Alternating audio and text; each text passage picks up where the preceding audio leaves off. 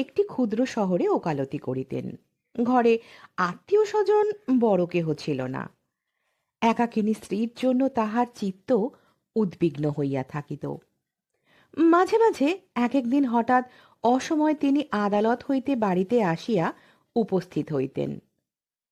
প্রথম প্রথম স্বামীর এইরূপ আকস্মিক অভ্যুদয়ের কারণ গৌরী ঠিক বুঝিতে পারিত না।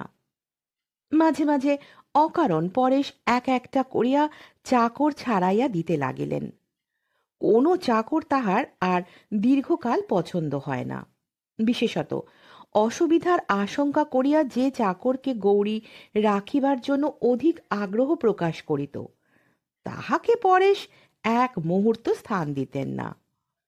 তেজস্বিনী গৌরী ইহাতে যতই আঘাত বোধ করিত, স্বামী ততই অস্থির হইয়া এক এক সময় অদ্ভুত ব্যবহার করিতে থাকিতেন।